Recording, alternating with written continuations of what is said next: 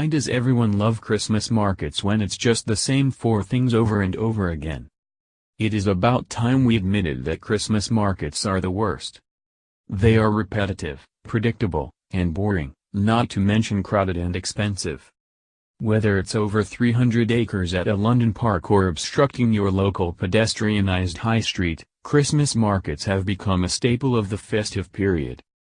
Originating from Germany, the markets are known for their celebration of German sausages, Bavarian drinking and all things Christmas.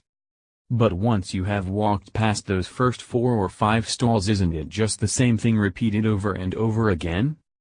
Don't get me wrong, I love Christmas.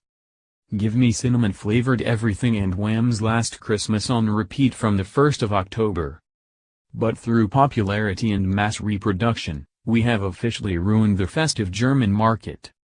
To clarify, I am not talking about snowy Berlin on a cold 400-pound December weekend away. Please continue to enjoy those wrapped in your scarves and nursing last night's beer headache. I'm addressing the festive market fatigue generated from the hundreds which spring up across the UK every November.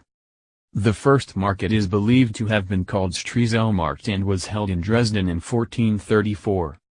Every year the country's major cities such as Nuremberg, Dresden, Cologne, Berlin and Stuttgart welcome millions of tourists to the admittedly charming stall-covered squares. The markets have spread throughout mainland Europe with similar celebrations of Christmas occurring as far north as Finland and Latvia. But the mass tourism and striking similarity of all of these markets means somewhere in the last few years the charm and magic has disappeared. Before the mass reproduction of the quaint wooden stalls and Bavarian bars, only a few cities in the UK had a Christmas market. It was a special trip, often an effort to get to, but as it was a one-off it was entirely worth it. My first experience of a Christmas market was in Birmingham and I loved it. New Street was suddenly packed with quaint stalls, my lunch break was blighted by the smell of sausages and Victoria Square became the perfect after-work drinks location. But after a while I noticed the same few stalls were repeated, you could count 4 past a large bar or a sausage stand and then it was the same 4 again. Wooden gifts, animal skin rugs, faux fur hats, handmade Christmas decorations, wind chimes, candles, jewelry, and repeat. It wouldn't be a Christmas market with stalls selling handcrafted gifts, but surely we only need one of each. Now produced en masse, the larger markets are combined with fairground rides, ice rinks and even a circus.